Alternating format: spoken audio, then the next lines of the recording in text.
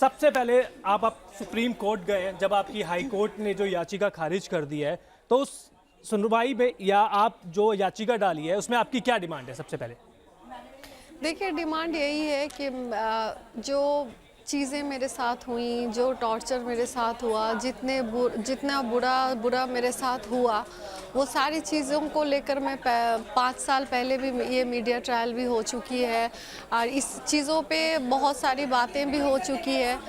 अब उन बातों पे मैं नहीं जाती हूँ। अब जो मेन मुद्दा है मेरा ये कि मुझे मेरा हक चाहिए, मेरी बच्ची का हक चाहिए और इसी वजह से मैं कोर्ट में मैं गई थी। वहाँ पे मुझे प्रॉपर जस्टिस नहीं मिल रहा है। हालांकि आप लोगों को पता ही है कि शमी एक क्रिकेटर है और वो अपना भी इन्फ्लुएंस लगा रहा है। बहुत सारे क्रिकेटर भी उसे सपोर्ट कर रहे हैं और पॉलिटिकल सपोर्ट भी है। और सबसे बड़ी बात है कि वो मतलब इन्फ्लुएंस इतना ज़्यादा काम कर रहा है कि मेरे ही लॉयर को मैनेज कर लिया जा रहा है। इसी वजह से मुझे प्रॉपर जस्टिस नहीं मिल पा रही है। इसी बेस पे मुझे बहुत कुछ मतलब बर्दाश्त करना पड़ रहा है। मेरी ये लड़ाई जितनी कठिन नहीं थी उससे कई ज़्यादा कठिन हो जा रही है। जैसे कि ये शमी अहमद के ख़िलाफ़ मैंने कंप्लेन किया था, पुलिस ने इन्वेस्टिगेशन किया। इन्वेस्टिगेशन के बाद जो है उन लोगों के ख़िलाफ़ शमी अहमद और उसके बड़े भाई के ख़िलाफ़ चार्जशीट इशू किया गया, तभी उसने एंटीसिपेटरी बेल नहीं लिया। उसके बावजूद एक लेंदी प्रोसीडिंग चला क्योंकि ऑलरेडी मेरा लॉयर खुद ही मैनेज हो चुका था और इस केस को डिसमिस करना चाह रहा था। लेकिन अल्लाह का शुक्र है, बोलते हैं ना कि बचाने वाले खुदा होते हैं तो मारता कौन है। क्या आपको पहले से पता था कि आपका जो लॉयर है वो पहले से मैनेज हो चुका है या आपको बाद में बहुत लेट पता चला? मुझे बहुत लेट पता चला। जब मेरे केस को ख़राब कर देते हैं ये लोग, उसके बाद पता चलता है। और उससे पहले मुझे जब शक होता है तो फिर मैं हिम्मत नहीं कर पाती हूँ कि मैं वो केस को उससे मैं ले लूँ, क्योंकि मैं आखिरी तक देखना चाहती हूँ कि शायद मैं कहीं गलत तो नहीं हूँ। लेकिन आखिरकार देखा जाता है कि नहीं, चीज़ों को बहुत मतलब एक होता है ना जैसे मिशन चलाया जा रहा है, उसी तरीके से मिशन वाइज ये बाय प्लानिंग चीज़ें हो रही हैं। पैसे भी फेंके जा रहे हैं मुझे इनजस्टिस दिलाने के लिए, इन्फ्लुएंस भी लगाए जा रहे हैं। और आप लोगों को पता ही है कि ज़बरदस्ती मुझे बदनाम किए जा रहे हैं। मुझे तो जो भी है ये चीज़ें कोर्ट में तो नहीं चलती।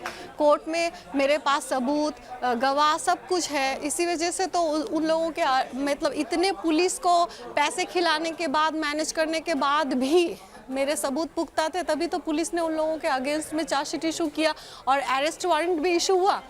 लेकिन हमारे सबको पता है कि इंडिया में करप्शन चलता है, करप्टेड लोग कुछ हैं जो लीगल और इलीगल वे पे चीज़ें होती हैं।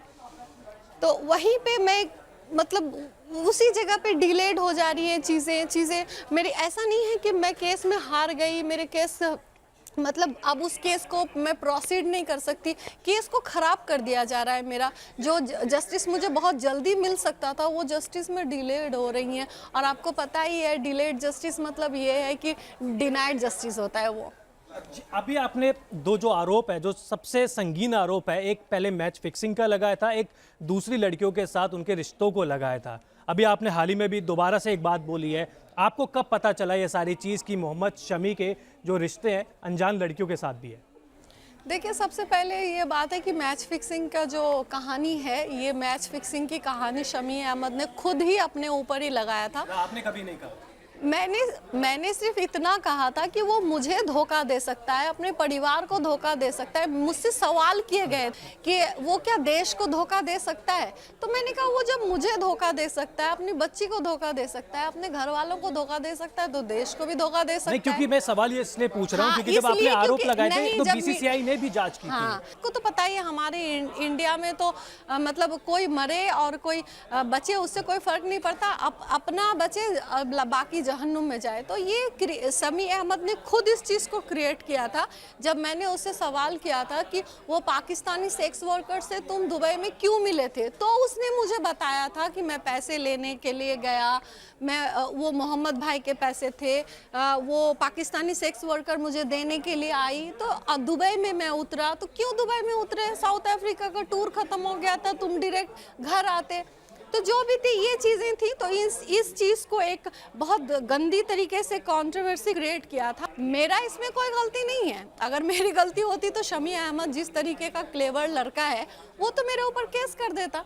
जो भी है, इस चीज़ों से मुझे कोई लेना देना नहीं। दूसरी बात ये है कि ये बात कब पता चली, ये बात शादी के बाद से ही पता चला मुझे कि ये आदमी सही नहीं है। फिर उसका जो मैंने आप लोगों को प्रेस कॉन्फ्रेंस में भी कल बताया सुप्रीम कोर्ट में कि उसका एक पर्टिकुलर एक HTC फ़ोन जो दिल्ली डेयरडेविल्स खेलते टाइम उसको गिफ्ट किया गया था, उसी फ़ोन को वो पर्टिकुलर उसी काम के लिए यूज़ करता था।